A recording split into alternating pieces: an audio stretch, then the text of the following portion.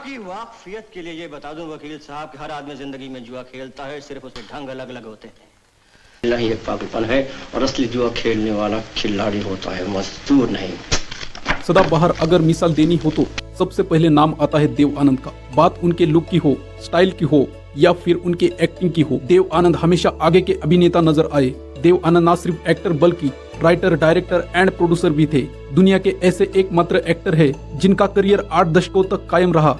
आज इस वीडियो में हम आपको देव आनंद की फिल्मी दुनिया से लेकर उनके परिवार के बारे में बताने वाले हैं। बातें करने के लिए इतना तरस रहा था कि सोचा थोड़ी पीकर अपने आप से कुछ कहूंगा। देव आनंद का जन्म हुआ था 26 दिसंबर 1923 को। जगह थी गुरुदासपुर, पंजाब। इनके पिताजी जाने माने वकील यानी कि एडवोकेट थे।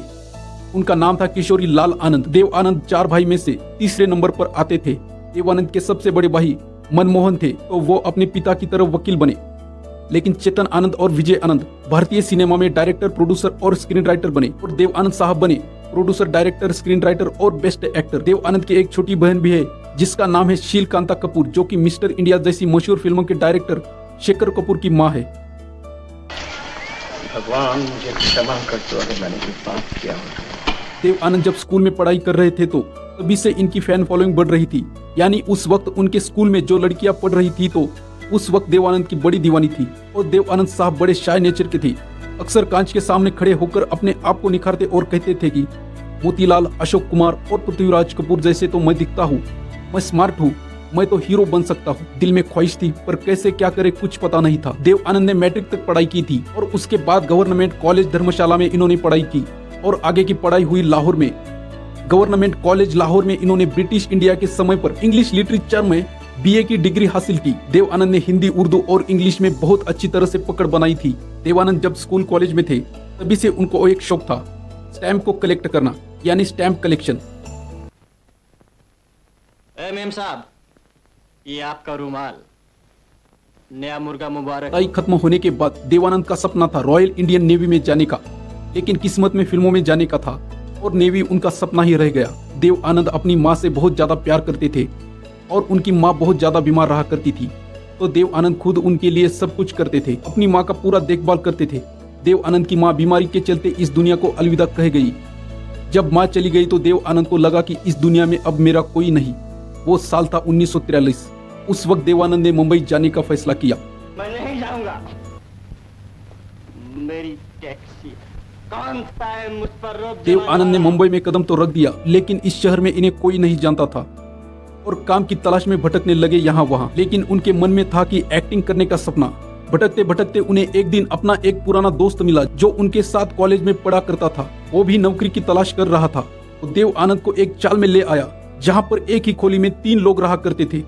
पूरे फ्लोर पर 20 लोग रहा करते थे, लेकिन टॉयलेट एक ही था। आलम यह था कि एक वक्त का भी खाना नसीब नहीं हो रहा था क्योंकि जेब में पैसे खत्म हो गए थे।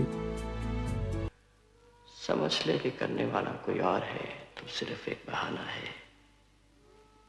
ऐसे में देव आनंद ने उस स्टैम्प पेपर को याद किया जो उनके हमेशा बैग में रहा करते थे और उस स्टैम्प पेपर को उन्होंने 30 रुपए में बेच दिया। उस 30 रुपए से इनके दिन गुजरने लगे और उसी दौरान उन्हें एक नौकरी मिल गई। 65 रुपए महीने में postal department of armed forces में मिलिट्री ऑफिस में उनको नौकरी मिल गई। सैनिकों के घर जाकर चिट्ठी पढ़ाकर उनके घर वालों को सुनाने का काम मिला और थोड़े ही दिनों में उनको 85 रुपए वाली क्लर्क की नौकरी मिल गई। लेकिन देव साहब की किस्मत उनकी कहीं और लेकर जा रही थी।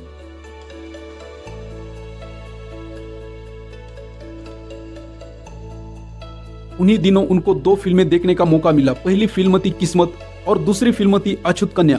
ये दोनों ही फिल्में हिट फिल्में थी। अशोक कुमार यानी दादा मुनि की एक्टिंग देखकर देव साहब बोले कि ऐसा तो मैं भी कर सकता हूँ। तो फिर देव आनंद को एक्टिंग का शौक लगा और देव आनंद ने अपने भाई चेतन आनंद के साथ इंडियन पीपल थिएटर्स एसोसिएशन यानी इप्टा की मेंबरशिप ले ली। हीरो, कितने पैसे पड़े हैं? आजा।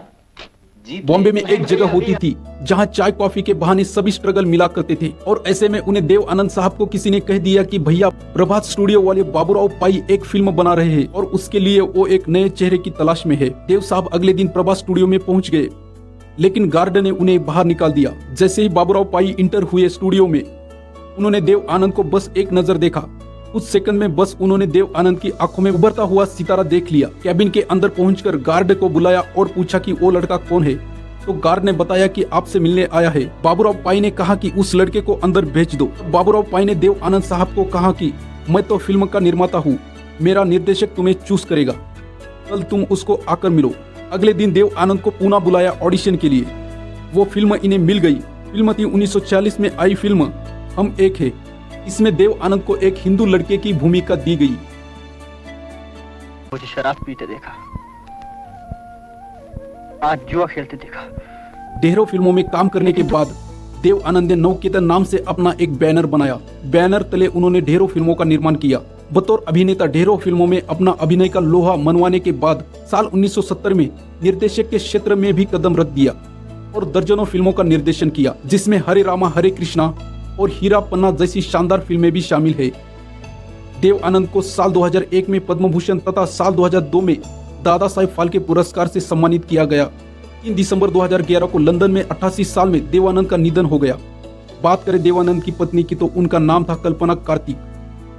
वो भी एक एक्टर है। ये अचानक क्या हो गया है तुम्हें? देखो शो का वक्त हो रहा है।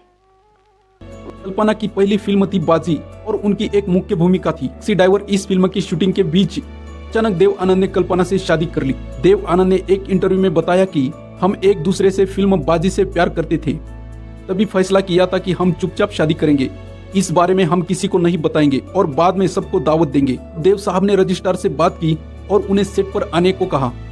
ब्रेक मिलने के बाद कल्पना को हल्का सा इशारा किया और एक स्टोर रूम में गए और फिर शादी कर ली। और फिर देव आनंद साहब ने कहा कि हमने फिर शूटिंग चालू की।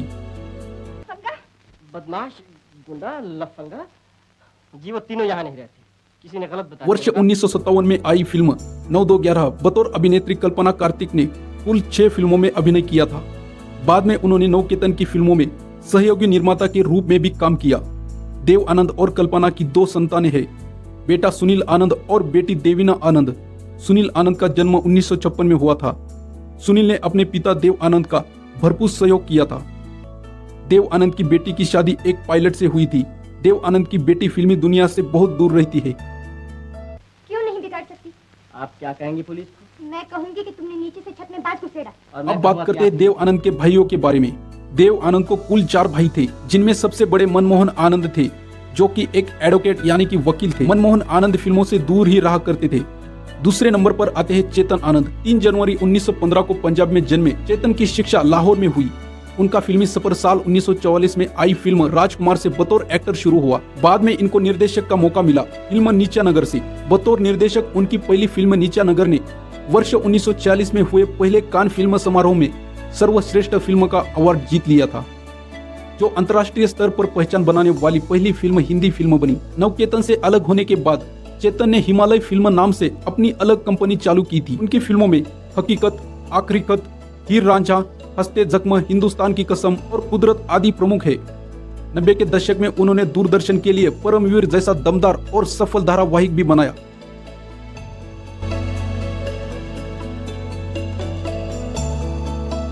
देव आनंद के सबसे छोटे भाई थे विजय आनंद, जिनका जन्म 22 जनवरी 1934 को लाहौर में हुआ था। विजय ने मुंबई के कॉलेज के दौरान ही नाटकों की स्क्रिप्ट लिखनी शुरू कर दी थी। विजय आनंद गोल्डी नाम से भी बहुत मशहूर थे।